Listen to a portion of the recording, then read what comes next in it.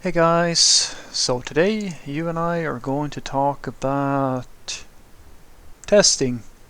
So let's get into it. So the question in question was, Frederick, do seasoned software engineers iteratively build small components in code which they test independently while building a large feature rather than writing all implementation and testing it at the end? I would say that the the really good software developers do that, but I wouldn't say that just because you have seniority you do this. It's down to me, this has very much to do with how well, like, sort of how talented you are as a software developer, uh, because it fundamentally comes down to how well you understand how to create good abstractions and how to segment things and deal with coupling within code. So an example would be usually when you have a mediocre software developer, someone might not be so good at software development.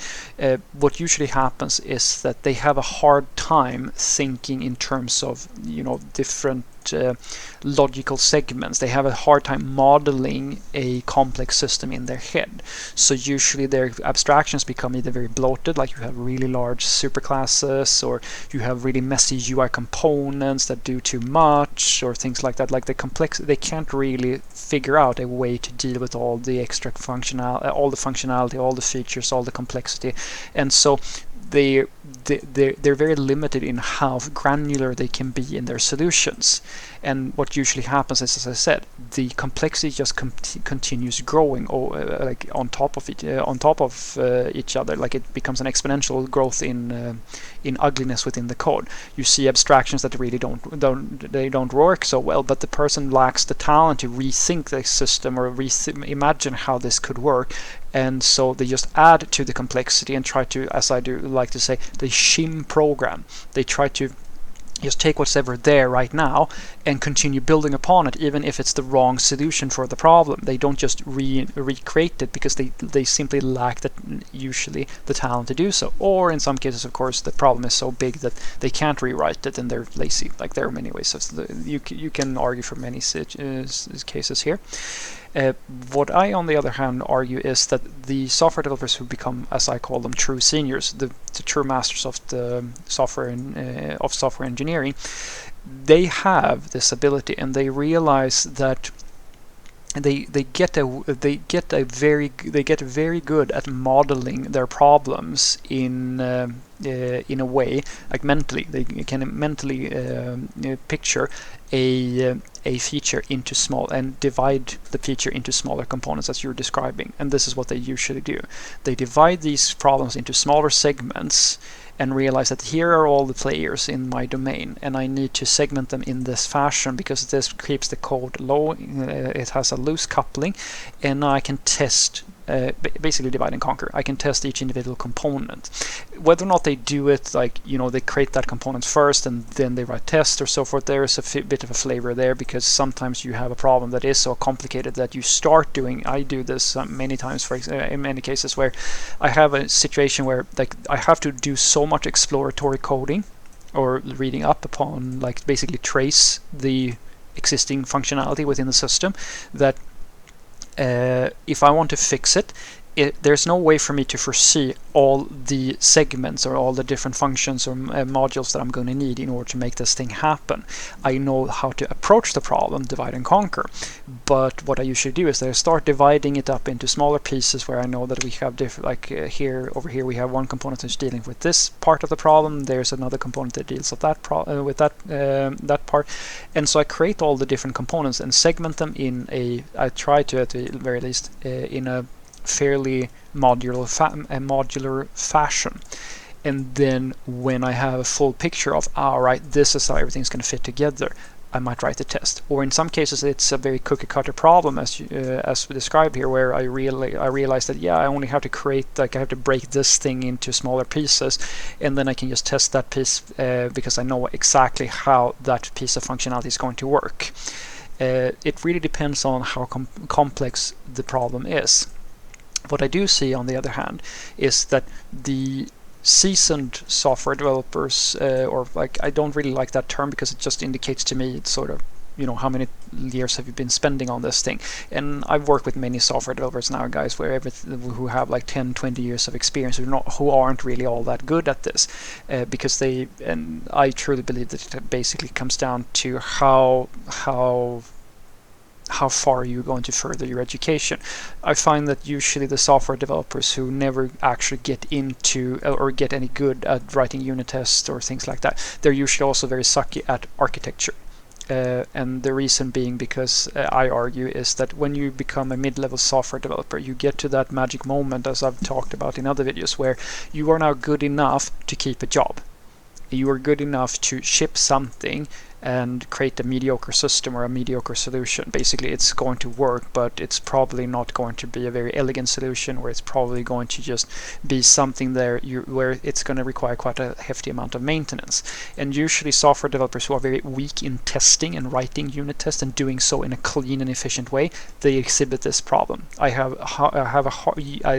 a lot of coaching I do with software developers like that, guys, like an enormous amount at this point. I usually in my last 3 or 4 roles, this has been one of the main thing that I've been hired to do. Basically, take over the entire. The companies have had teams with severe quality issues in the system, and they basically need someone to raise the entire quality. And that's something, I mean, even the QAs are shit at this. Honest to God, even the QAs are shit at this. I've never worked with a QA worth who could solve this problem, because it requires a person who understands that the quality of the system, it starts at the architecture level and works. Because if you have a shitty architecture, you're going to have problems writing tests, which means that you're not going to write any tests, which means that you're going to start having bugs and issues and regressions, which is going to lead to you adding more code, which is going to make the system even less testable, and the problem just snowballs on you. And that is the fundamental thing that the software developers I see, who usually are really good at writing tests and so forth, they are actually very good at architecture, system architecture. That's their secret, because they come to a point where they realize that if you want to have a really, really large problem and make it fairly simple, you have to divide it into smaller pieces, then test each individual piece, and then test the interactions between those pieces. The mediocre, like average software developers, they think in much bigger abstractions. Usually they have issues with architecture and modeling things in a way that is efficient, and that's just not, it can be everything from modeling data in an efficient way, or modeling a UI, or like thinking in terms of how do I segment different containers within my interfaces and things like that. That level of cognitive understanding of a problem, and being good at modeling and good at architecture, and then segmenting things with loose coupling, that's the thing that is a prerequisite for you to also be able to write efficient tests. Because if you can't do that efficiently, it becomes very painful to write tests, and the average software developer simply stops doing it instead. And this is why I argue that so many systems have usually very low unit test coverage, very low, in many cases, poor like quality control and reliability, etc., etc. It's a symptom of that issue, where you have software engineers who usually who basically lack the talent necessary to deal with an ever-growing problem where features just keep on piling up. And so because they can't divide and conquer efficiently and create smaller components that can fit together, they have a hard time with architecture. Basically, it leads to this problem, and you need someone to help them with that, because it's not something that they can work for 20 years, and that's not going to go away by itself, because it's a higher level of skill that is it's something that comes after you've learned how to just ship code. As I like to say, you first learn how to just get the thing working. Most people stay there, but if you want to make it work really well, especially dealing with complexity over time, you have to actually learn how to do that. And that is it's sort of like, and now you're talking about like master level understanding of designing software. So what I want you to take away from this is that I don't think that, personally, I don't see a lot of software developers do this to divide and conquer efficiently and test things independently. They should be doing that. That's the thing that they have to do in order to deal with an ever-growing code base. And if they're good, they will do that. On average, on the other hand, I say that the people who do this by default, they don't have to be told to do so, they're usually very good. Like, they're usually fairly senior experienced profiles, and they've usually dealt with system problems like this, and they've taken the time to get good at architecture, and usually that means that they're also very good at testing, because fundamentally your architecture has a direct correlation to your testing. If your tests are hard to write, your test is, again, like all of this stuff is, it's hard to maintain, and your quality is low within the system, it's very likely due to the fact that you have a poor architecture. Because with the bad architecture with system design, the complexity just keeps on adding up, and you just hack things on top of each other just to get the thing working. This is the norm in basically every software company I've ever been part of. But the people who can manage like a very stable, well-working system with high quality and testability and things like that, it's usually maintained by people who understand that. They've basically gone and become true seniors, as I like to refer to them. They understand not just how to make the thing work, they have understood how to make it work well. Have a great day.